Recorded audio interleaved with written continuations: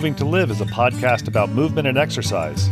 Along with our sister podcast, FitLab PGH, we have the ethos that movement is a lifestyle, not just an activity, because movement is part of what makes your life complete. Moving to Live interviews professionals in the movement field who have a variety of experiences, education, and professional titles. At the end of the day, we all want to move more, and we want our patients, athletes, or clients to move more or move better, more efficiently, or move with less pain. Some of the people we interview you will have heard of. They're well known in and outside of the movement and exercise professions. Others you may not have heard of, but they have a great deal of knowledge to share. Many people doing the best work spend their time working with people, not working on their social media presence. Each Moving to Live interview will be long enough to impart usable information, but short enough to be able to be consumed in a single listen during your workout, commute, or even during dinner prep. Before we get to the interview, a quick request. If you like what you hear, please leave a review wherever you listen to podcasts and share the podcast with your friends or anyone who understands that movement is a lifestyle. We appreciate it, and our guests appreciate it too.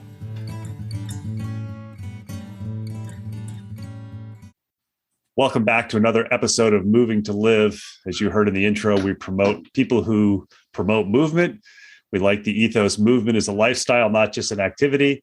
And one of the great things about being in the profession is people suggesting other people and just coming across people who make great guests or have a great message to bring on simply because they are who they are and you see them on social media. We've talked before about social media being good and bad. And to be perfectly honest with today's guest, I don't realize or I don't remember when I first came across him or first met him. I think we probably met somehow on social media, I think face-to-face, probably 2 or 3 months ago. I'm very happy today to be with Robert Linkul.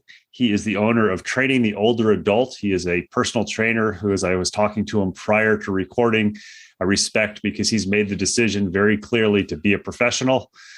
And one of the things that I think is so important about a professional is being able to give back or help other people. He was mentioning that he always wanted to help get the message across. And I think if there's ever anything that shows that somebody's willing to contribute to the profession, it's their willingness to serve as a volunteer.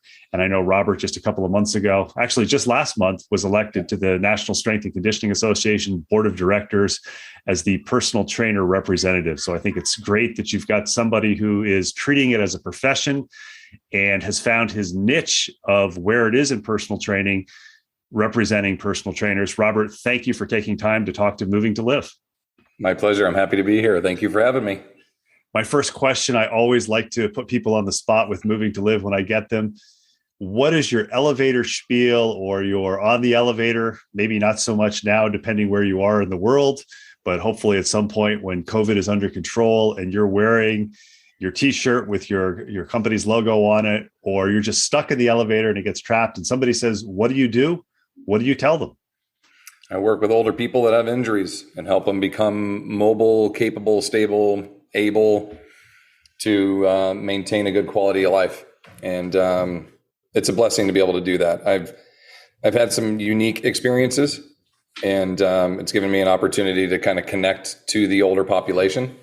So I feel like I'm pretty well equipped to do that. And usually someone says, well, you know, how old's that average person or whatnot? My average client's 72 years old, and I have about 80 clients that I get to see, either virtually or in person.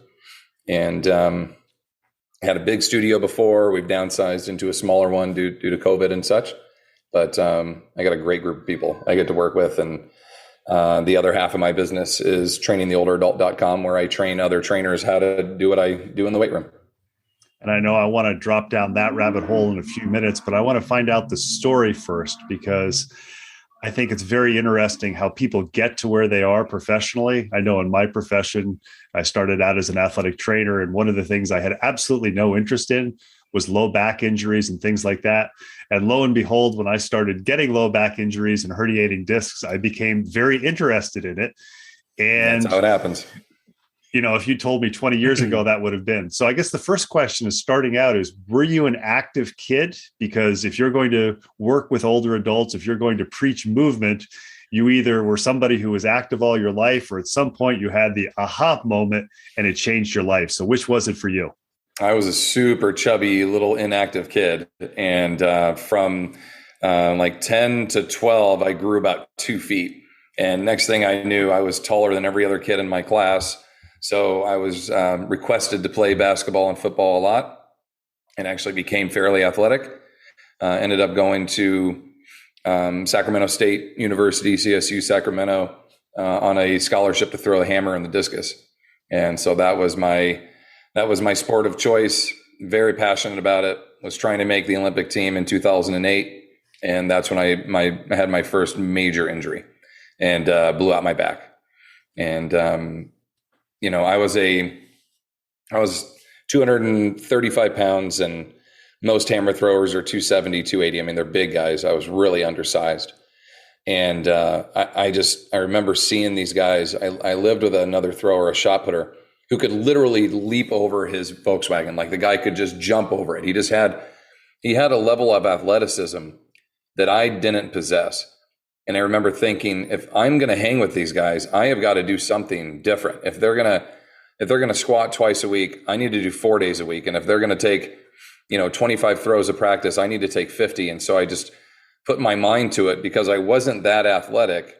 I would outwork this mentality. I'd outwork them. And I think it did more harm to me than good, ultimately, in my performance.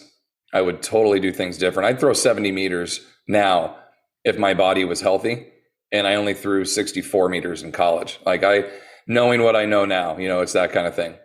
And the injuries, the wear and tear that I put through my body, it was massive. I mean, I did, in probably 15 years of throwing, I did 50 years worth of damage. So to go down the list, I've had my L4, L5, L5S1, both discs ruptured, and then discectomies to fix those. A year later, I had a carcinoid tumor in my lung that had taken over 80% of my lung. I had that removed. 8 months after that, I had a tumor removed from my thyroid, had my thyroid taken out. Then I had 3 good years and ended up having arthroscopies on both my hips, then having full hip replacements on both my hips at 36.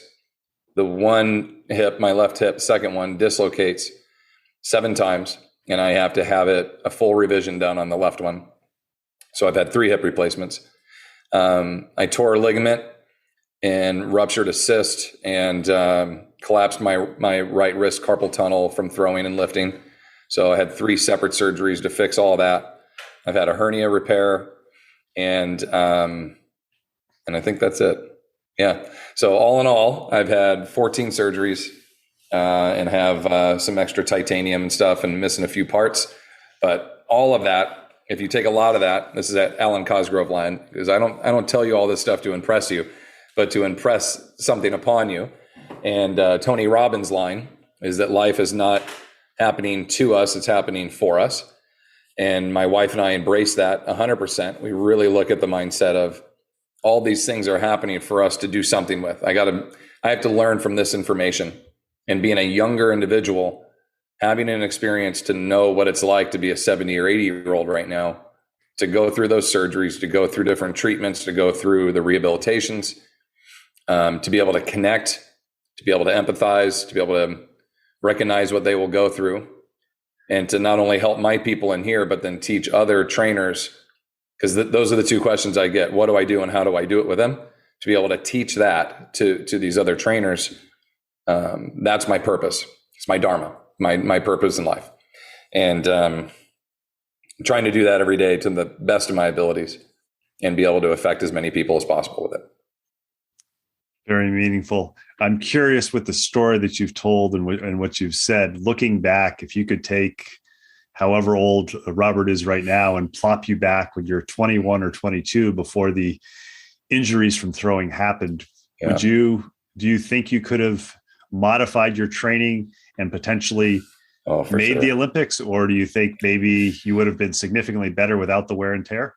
I would have been significantly better. I don't think I would have made the Olympics. I would have had to throw, 75 or 78 meters, which I don't think I could have done. But I think I could have made some Olympic trials. I could have been, sponsored by Reebok as like a startup, potential athlete. So I think I could have earned a full sponsorship with them and competed, and maybe gone to, some international competitions, and just made more of a career of it.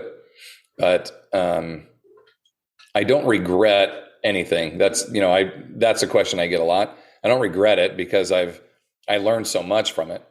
But if I had a chance to go back and say, you'll still learn everything, you get to learn, and you'll still have all these experiences, but you could change some things, I'd be like, take some rest days. Don't worry about how much you can pull off the floor, because the throw is only done in the top 30% of your range of motion. Like there was so many mistakes that I made, and so many things that I just thought, well, I trained with football players, and I didn't have a coach, and I was just pulling information out of books. And, in 99 to 2007 and 8, the internet wasn't what it is now, where stuff's instantly at your fingertips. It was harder to find information then. So it was difficult to try to piece together things on my own. And it would be a whole different ballgame now. I've had the opportunity to work with some really young athletes and help them throw far. And a lot of the strategies we implement now are because, I learn what not to do. And I know we have a wide variety of people who listen to Moving to Live. And for those of you who aren't familiar with individual field sports and track and field, even if you don't make the Olympics, if you're able to be a sponsored athlete, you could be the 4th or 5th best thrower in the US, and you could potentially, depending on the year, if I remember correctly, be as good as top 7 or 8 literally in the world. And you never know, if you go to an international competition, you have the meet of a lifetime and set a PR or have the opportunity to continue to throw.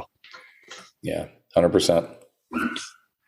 I think it's very interesting to hear you as a personal trainer, and I don't say that lightly, to talk about what you did and to make the comment that, hey, I did too much. Because I think so much when we talk about movement and we talk about fitness and we talk about exercise, and I'm doing this in air quotes because we're on Zoom, so many people want to crush it every time. And there you were in the first 10 minutes of conversation, you said, I would have rested more.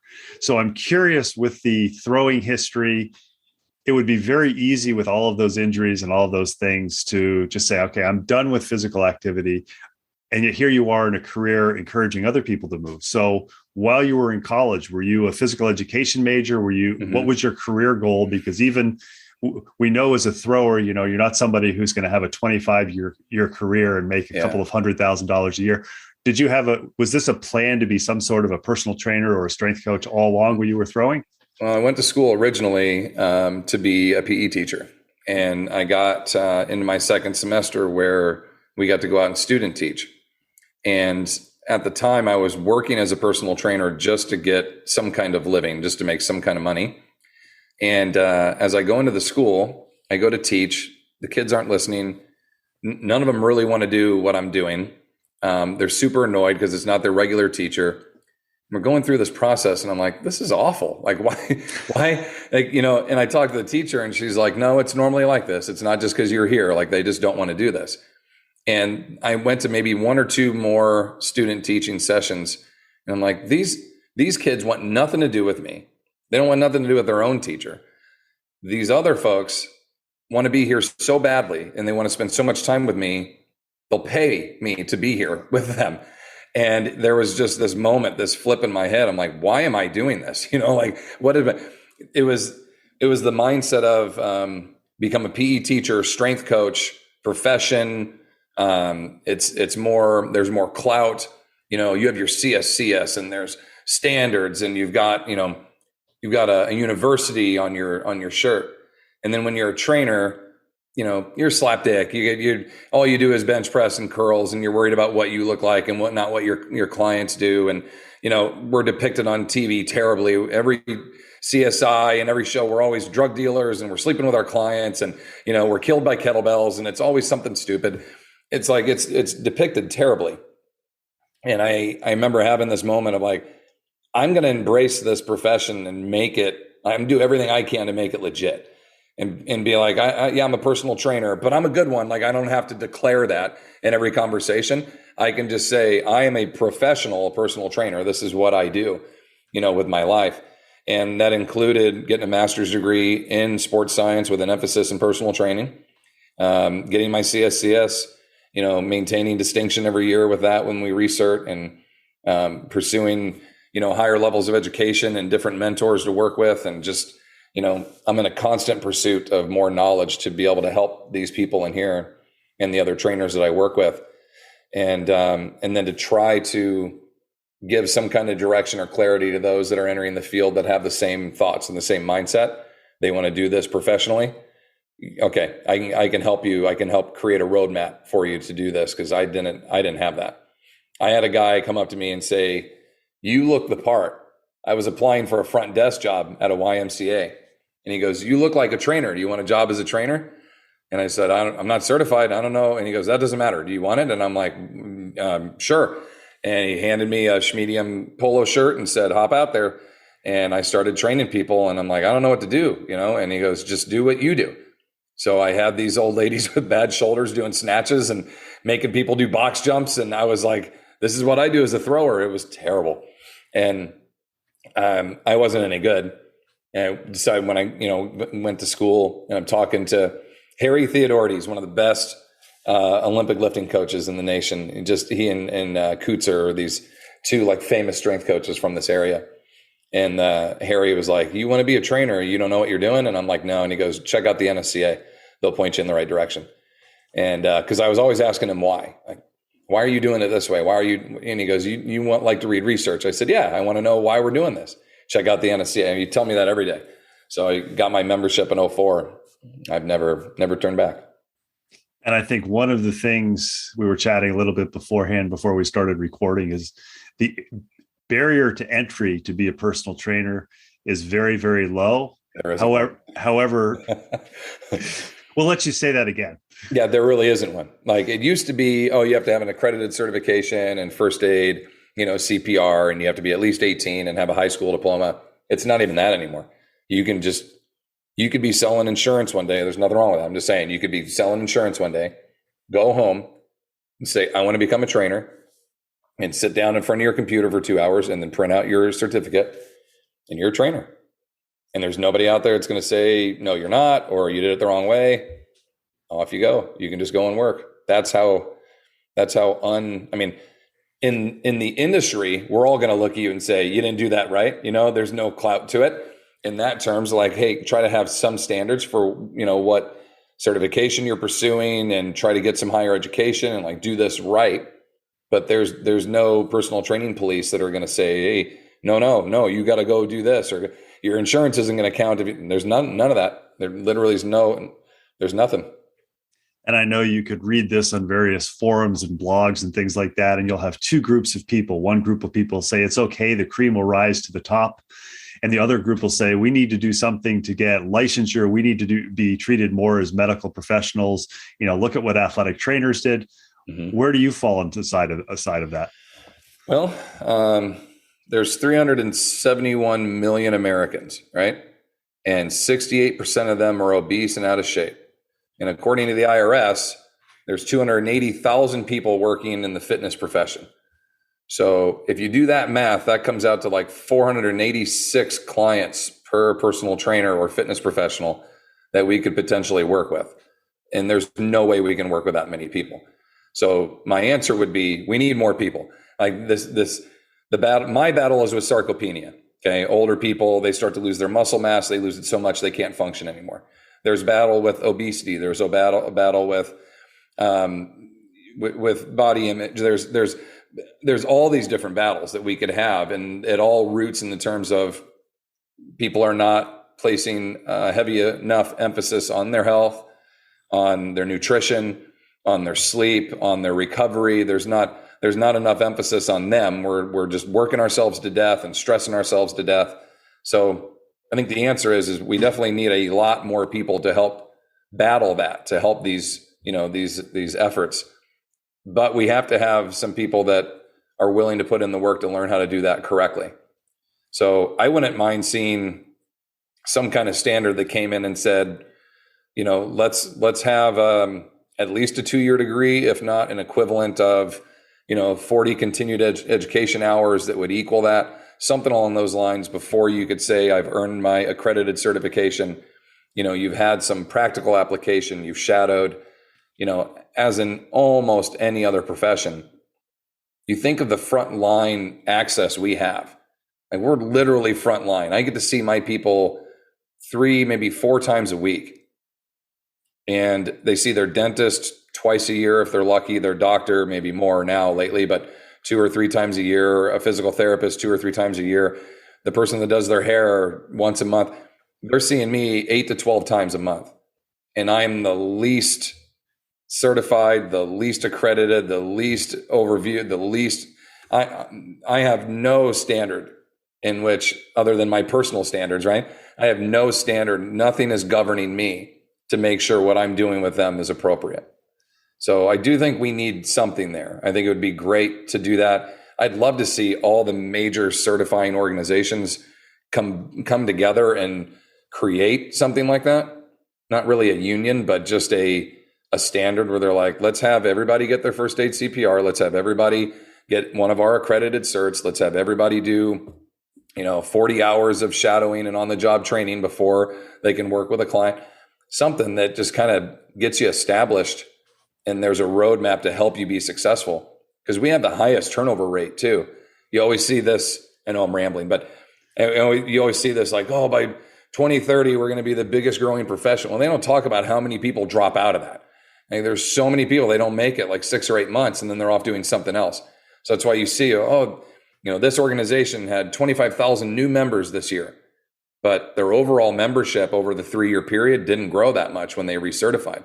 People didn't make it. They don't know how to make a living. They don't know how to maintain. They don't know how to stay here. They don't know how to earn new clients, maintain new clients. They don't know how to program. They don't know shit. And so they just get thrown into this. And that's what happened with me 20 years ago, and it still hasn't changed now.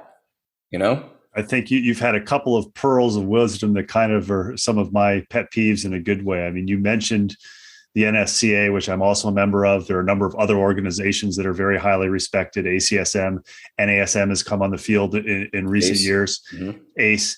And I think one of the things that so many people who maybe don't have the professional experience or the life experience that you have or I have miss out with joining these organizations. I mean, I'm sure that people that every year, no matter which one of these organizations, if it's time to recertify or if it's time to join the membership, it's like, oh my God, I can't believe I have to pay for this again. What do I get? And to me, I enjoy getting the journals. I mean, that's to me, they're very valuable to be able to go back 20 some years and see, here's this new recent art, this new exercise that maybe somebody is showing on Instagram. And you're like, wait a second, I remember seeing that 20 years ago, but I think what people miss out, it's the professionals. It's the fact that you're making connections with people who are maybe not knowledgeable with older adults like you are, but they're knowledgeable in other areas. And I suspect, I don't know for sure, but if I asked you to name 25 people that you could call with a specific question that you've met over the years in the NSCA, you'd say, I can't stop at 25, because exactly. I've always said the benefit of joining a professional organization is the members. I mean, all the stuff that the organization does is great, but the most valuable part is not the networking, but the connections, the people that you develop the relationships with, who will help you get clients, who will recommend people, but more importantly, will share their knowledge. And I feel stupid doing this, but I'm going to name drop just because it's a cool opportunity. But not 5 minutes before we started, I was on a half-hour conversation with Dan John, and that was because of an NSCA event that when I was a state director, that I got to host and he spoke at. And we now have a relationship, and we get to chat, and I can call and ask for advice, and he's going to come speak at our event. And it's like that whole thing came about, and same with Alan Cosgrove and Mike Boyle, and like there's, Stuart McGill, and there's all these folks that we have the pleasure of getting to meet. And when you get to volunteer with the organization as well, you get extra opportunities to connect with these folks and chat with them and develop relationships with them, because we're the ones that host the event. I had 6 years as a state director, 7 years as a regional coordinator.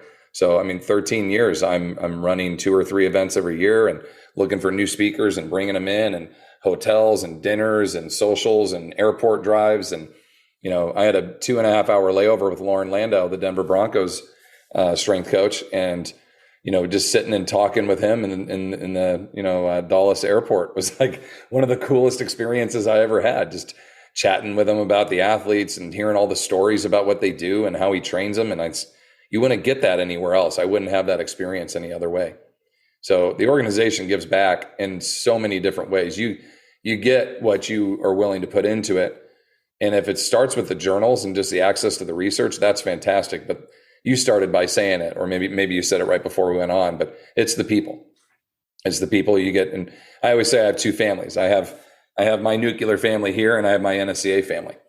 And I've missed my NSCA family. I finally got to see you guys, after 2 years. We've all been on this two-year, layoff from nationals and all that, finally getting to go to Orlando and to get to see everybody and, making sure people were okay with getting hugs before they hug. But I hug some people harder than I've hugged people in a long time because, 18 months of being by ourselves and not being around our people and our friends and our colleagues and doing what we get to do every year, that was rough. That was hard. And, I know there were a lot more struggles outside of just not seeing our buddies, but, that's something I look forward to every year. Those are my people. That's our community, our friends. I agree.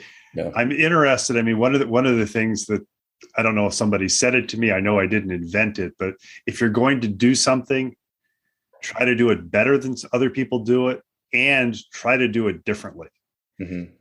So I know very often when somebody's a young person and maybe they say, I want to be a personal trainer. I don't want to be a strength coach. I want to work with, I don't say this in a negative way. I want to work with average people. I don't want to work with athletes because sometimes athletes can be jerks, especially if they're motivated for that goal and they're focused on that.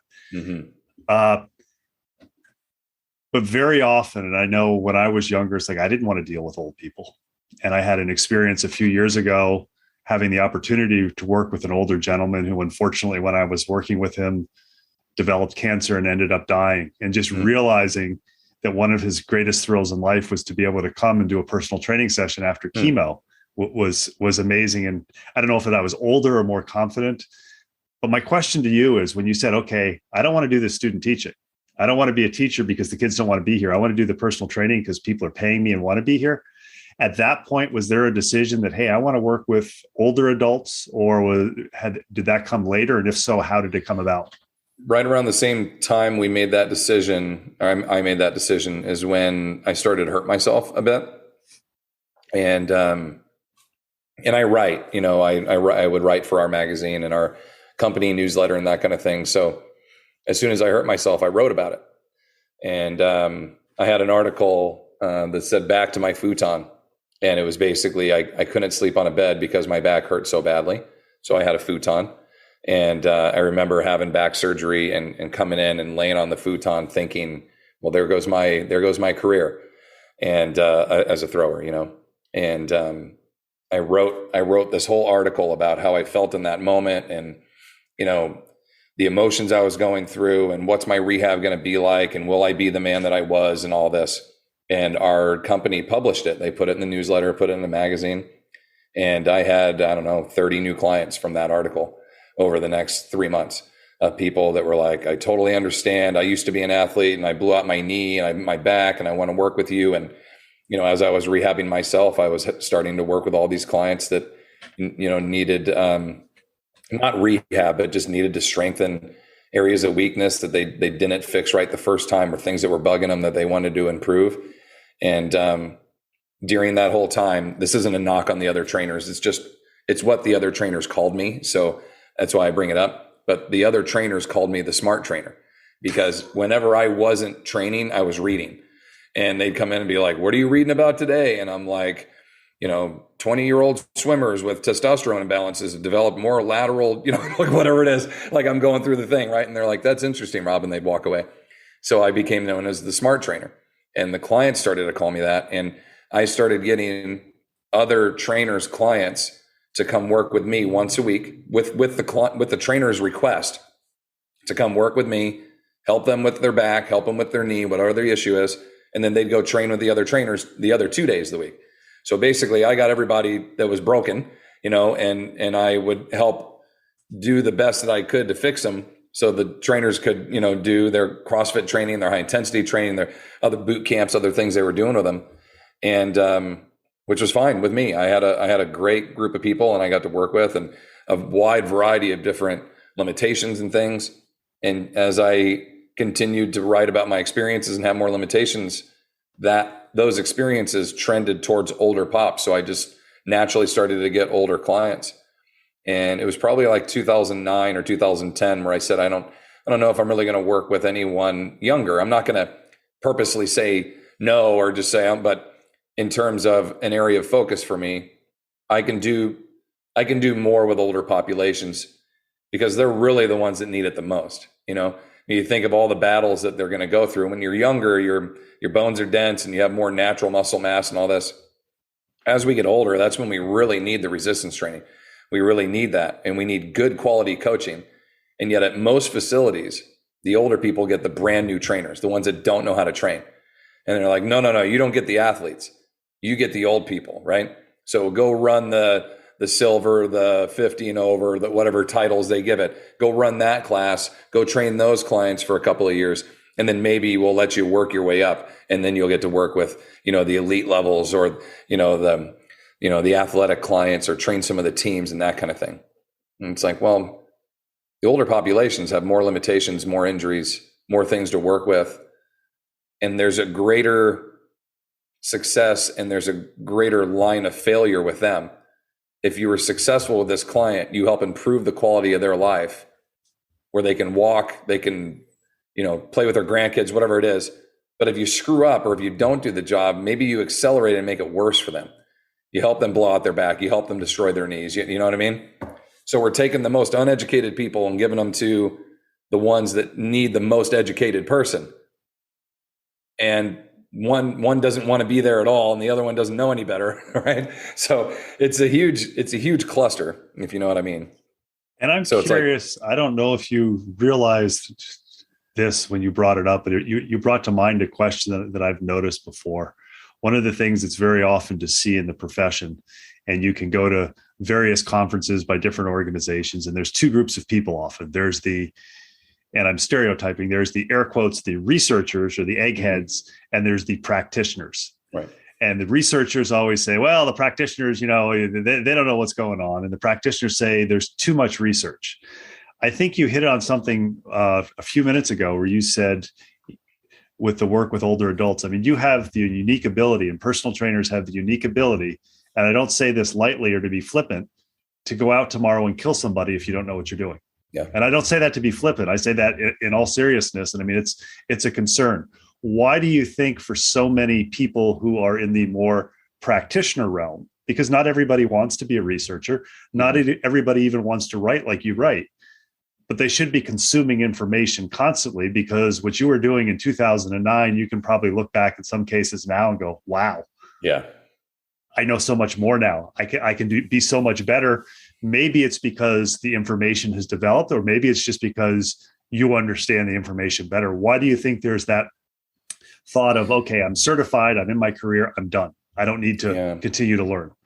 I don't know. I think that's, and again, we're stereotyping a little bit. And a lot of the trainers that I have met that have that mentality didn't get a certification or didn't maintain a certification and just did kind of the bare minimum. And they're like, well, I worked underneath this person and I know what I'm doing and I'm good. And that's, I think there's a certain mindset to that and a certain level where maybe to this moment you are good, but the athlete or the individual you're going to work with in a year from now or 2 years from now is going to have something you don't know how to deal with, how to progress. And they're going to start learning. You're going to get left behind, basically. Everything else around you is going to progress. And in the beginning, we got this big, thick blue book that said the Journal of Strength and Conditioning, and you had to be able to read that. And I looked at that and I'm like, I don't know what this shit, I have no idea. Like the abstracts didn't even make sense. And then the Journal of Strength and Conditioning turned into the Strength and Conditioning, or they have the one for research, the blue one. And then you have now the Journal for Strength and Conditioning, the one that's a little bit more user-friendly. And it's taking that research and it's giving strategies to apply, and it's giving progressions, and it's giving other research articles that you could reference if you need more information on it. And then the internet came along, and now there's more webinars and there's more video libraries. Now we're developing into bigger conferences, and we're having more people come in and be able to learn. Now we have digital conferences where you can virtually be on and be in. So, I mean, it's only grown more to where it's like, it's kind of ridiculous if you say at this point, either I don't have a way to learn or I don't have a way to, that excuse doesn't fly anymore.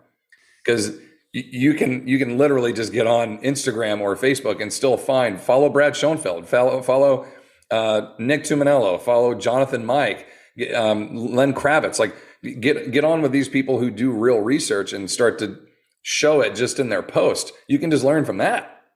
You don't even have to go to the conferences necessarily, so there are great opportunities to learn just from the basic information people put out. I call it newsletter university. Like sign up, everybody that you like, sign up for their newsletter. Because I mean, some of the best information I've received is in newsletters. And they're giving this information so you'll want to, expand and get more information from them or buy their book or do their course, but they're still giving you very good, applicable stuff that you can use right now. So I don't know if I'm answering your question, but you are. It seems silly to say like you can't learn or you're not willing to learn now. I don't think that flies in this industry at all. You're going to get left behind very quickly. It's interesting. You said sign up for the newsletters. I actually have a separate Gmail address for newsletters. Oh man, you're my guy. I did the same thing. You stole it from me. And what's actually very funny is some of these people who are newsletters have become not just people that I read, but personal friends. Yeah, and it's at least once or twice a year, I'll get a text message from one of them saying, "What the heck is your email address? Because it doesn't sound like it's whatever it is." And I have 3 email addresses for you. Well, like right here, I have Brett Bartholomew's email. His newsletters are some of the best ones. I think he gives so much good information in there. The Personal Trainer Development Center, they put one out every Sunday. That's Jonathan Goodman and Lou Schuler there. Those are two of the best guys in our industry, and they give out great info. And they highlight like the 10 best articles produced that week, and they share those out and links to all of them. And then what's the other one I really like on Sundays? Dan John has his weights, wandering weights. That's always good. That's just kind of his mind, his thoughts on paper. But there's one more. It'll come to me. There's the Stoic Strength Coach that I believe comes out every Sunday. And what he does is he has just a brief blog post, but he also gives a research article of the week, a podcast article of the week, and I think one other thing of the week, which it's very interesting to see. I mean, we just named off 10 of them right there. Like that's, there's a lot to consume there. So there's plenty to learn. I'm looking back through because I like to fight Tony Gentlecore. That's my other one I get on Sundays. Tony's got great stuff, especially like I'm not a whiz when it comes to the shoulder. It's probably the area that I'm least knowledgeable about, and he's the guy, So a couple plugs for those guys, but there's no way for us not to continue to learn in some fashion. And if good advice is, take one client and that client every week, whatever you get from them on your Friday at 6 a.m. client, take that money and put it in an envelope and go to a conference every year. Like just make that one session every week, like make that $40, go to your continued education every year. And if you save that $40 every week, you should be able to afford a hotel room, a flight, and the conference, and go down there and do it. And you'll meet some of the best people, lifelong friends, and learn some fantastic things. And I mean, have you ever gone to a conference and said, man, I wasted my time going to this one? You either learn some good things or you even learn about things that you didn't want to learn about, but you're like, well, now I know I'm not interested in that. So you're always learning, I remember my advisor in my doctoral studies made the comment once, and I think this is, you learn by seeing. He would go to a conference and you would see him every day going in and out of sessions all day long. But he said, if you go to a conference and you pick up one thing that helps you professionally, that conference was worth going to. 100%. I agree. So we're talking with Robert Linkul. Robert, I want to finish up by kind of diving a little bit deeper into your passion and what you do, the working with older adults, because you had a couple statistics that you kind of spit out pretty rapidly at the beginning. And actually, I had heard 72% of Americans are overweight or obese. So it's even more. but I do know, I also was reading some World Health statistics for something I'm writing now, and at least 25% to a third of the population, adult population of the world, doesn't get the bare minimum of exercise. And if we look at the bare minimums of exercise, it really isn't that extreme. And I'm sure you've got numerous clients that just in gardening or everyday life, they get that. So I know one of the things people say when working with older adults is they'll say, well, I don't want to work with older people because they're broken and I don't want to hurt them. So there's the tendency, and again, I'm stereotyping, and I have a number of physical therapists out there who are great friends, great mentors, but there's the stereotype that you do the rehab, just for example, and you'll appreciate this as a dual hip replacement. You do minimal resistance training because, you don't really need to do that much.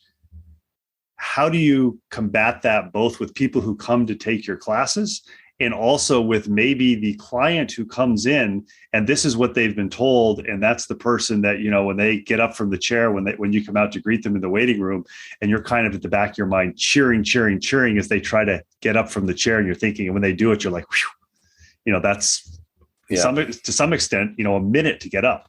Yeah. There's a bit of a disconnect from medical to physical therapy to personal training. And I really feel like all of us should be in a team approach to help these folks. But a lot of times, especially with, you're going to get a hip replacement. And I'm like, for the next 8 weeks, you could do some great things that make your rehab so much easier. And they're like, doctor said I didn't need to do that. And I'm like, why would you not want to do that? Right? Like, why would the doctor not say, well, I don't want them to hurt their hip. They're getting their hip replaced. Like, what's the worst thing that's going to happen? You're going to make it more inflamed and more, you can't do any more damage to it if you already have to get it replaced. Or even if you do more damage to it, they're about to stretch all of your muscle fibers apart, and they're going to get that as strong as possible between now and then. So once that's all done, and you're like, okay, let's get back up on your feet, your muscles know what it's like to engage and struggle and reactivate and support, because now you have a joint that doesn't do that naturally anymore. It's on the muscles now to move all that, like a mussel in a clam. When you tear it apart, you can't put that back together and be, oh, my bad. Like, it's over with, right? Now all the muscle around that has to support this. So why would we not get that as strong as possible? Physical therapist agrees. I agree. But in this case, their doctor doesn't. And so who do they listen to? They listen to the doctor. They don't rehab. And then after surgery, they do 1 or 2 sessions, and they're like, doc says or PT says I can just go about my day. And so I'm in a constant mindset with my clients where I'm educating with every session that are in here. I'm educating in emails that I'm sending to them. And I'm like, send this to people that you know.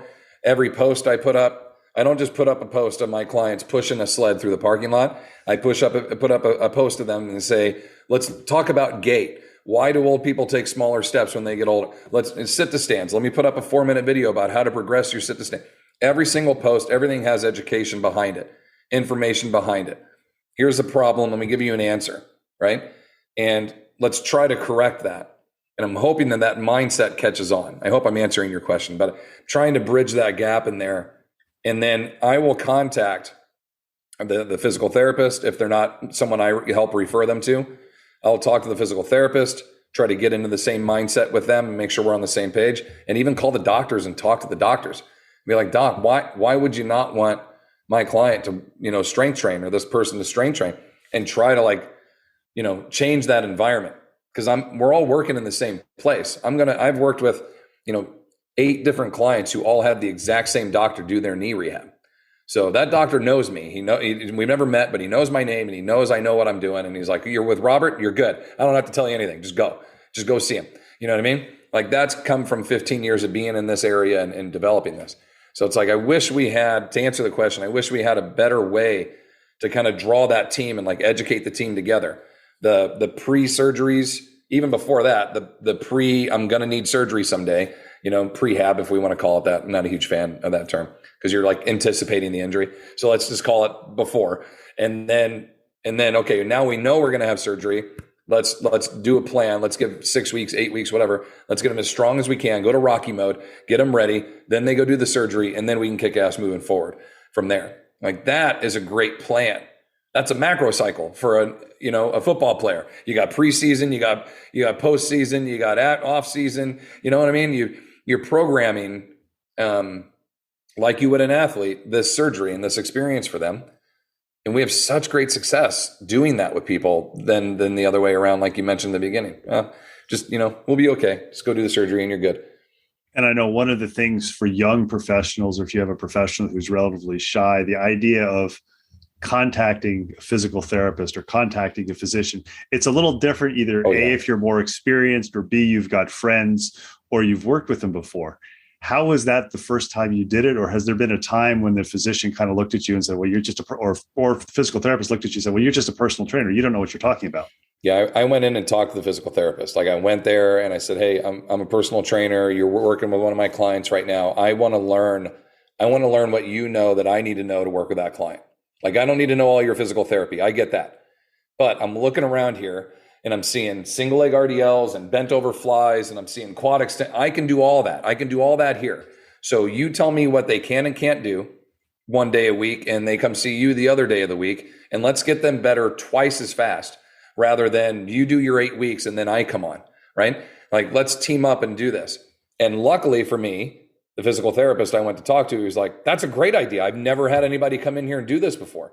And so Tony and Dan and Kyle and everybody at Results Physical Therapy, they're all like, cool. We got a guy now when people come in and we have someone we trust and we can say, go see Robert. You want to continue? You've done your 8 sessions with us and you need a trainer, go see Robert. And they send people my direction because I started that relationship. So don't be nervous to go in and say, I don't know what to do with someone who's having knee surgery. I need your help, right? Buy them lunch, buy them some coffee.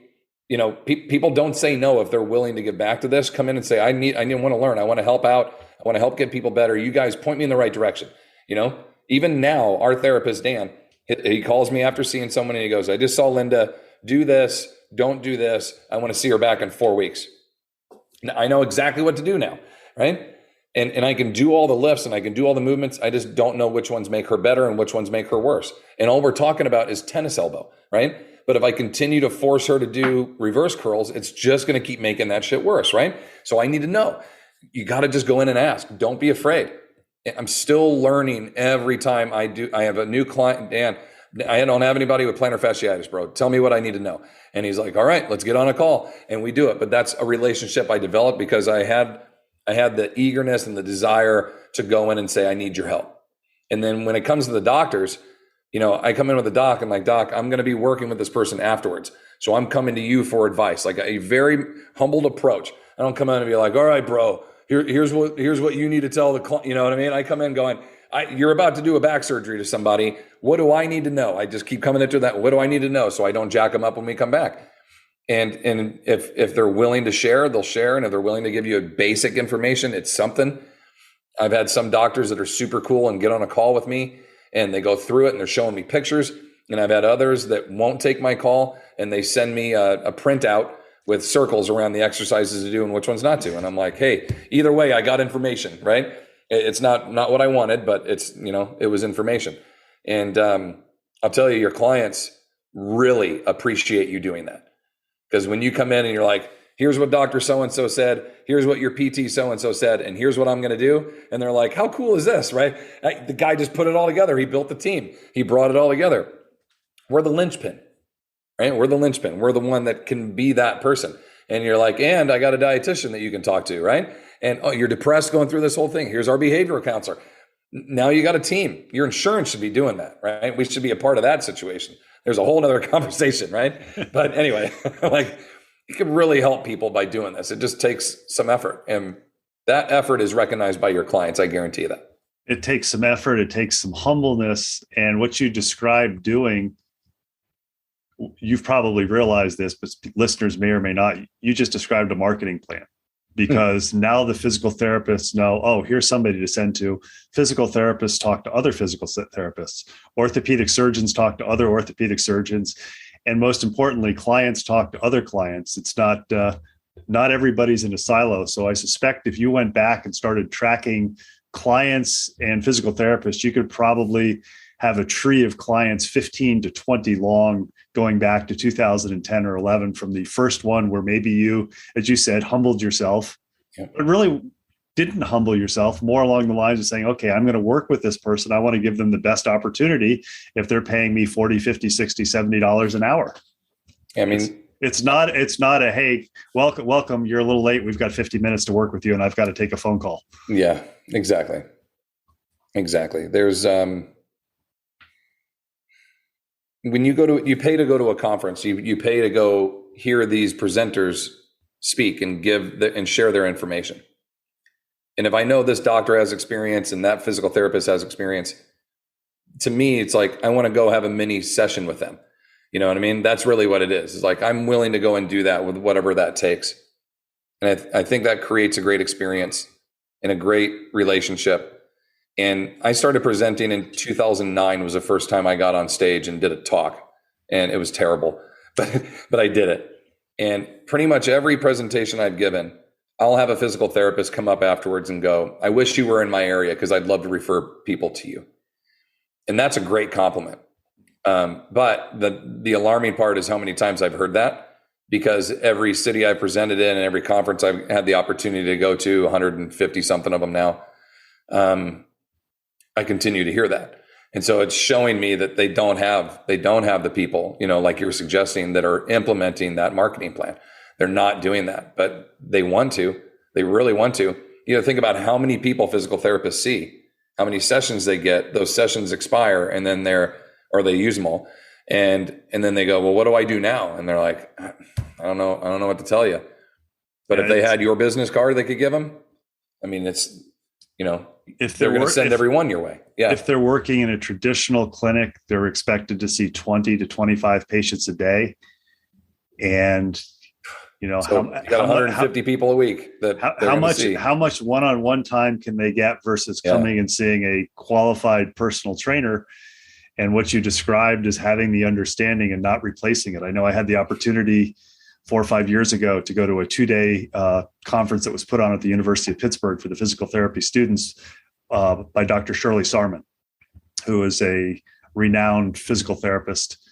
And the information that she was giving about movement, et cetera, I went up to her. I was actually fortunate enough. She spent an hour and a half using me as a demo body to look at my back, nice. Which was phenomenal because, here's one of she's in the realm of like Dr. McGill. Mm-hmm. And I said to her, this is something that should be anybody who works with people, coaches, personal trainers, athletic trainers, they should be getting this information. She goes, I agree. Yeah. So I think my message to you as we kind of close it up, because I know your time is valuable, is what you're doing and what you're describing is what professionals do. And the message that you're giving out there's going to be at least one person that hears this and realizes, I'm not alone on the island. There are other people who are doing the same thing, and maybe it encourages to do that. So I want to thank Robert Linkul for talking to us. As I said before, I think he's one of the people who's really taken the personal training certification and title and turned it into a profession. I think if more people did it, all of us who are involved in the movement field would be better. So Robert, thank you for giving up your time. I know it's been a very busy few weeks and months, and I appreciate you making time to do this. My pleasure, Ben. Thank you. Thank you for having me. Thank you, Lisa, on the other side of this. Thank you for putting this on.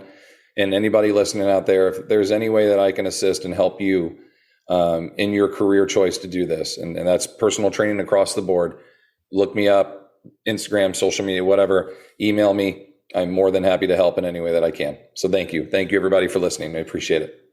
Thanks for listening to the latest episode of Moving to Live. Make sure you check out the show notes for contact information for our latest guest, as well as links about the things we talked about. Intro and exit music is Traveling Light by Jason Shaw. You can subscribe to Moving to Live wherever you find podcasts or on our website, www.moving2live.com. Please tell your friends about Moving to Live and check out our sister podcast, FitLab PGH, FITLABPGH.com, which focuses on people, businesses, events, and activities in the Pittsburgh, Pennsylvania area that make movement a priority, because movement is a lifestyle, not just an activity. Until next time, keep on moving.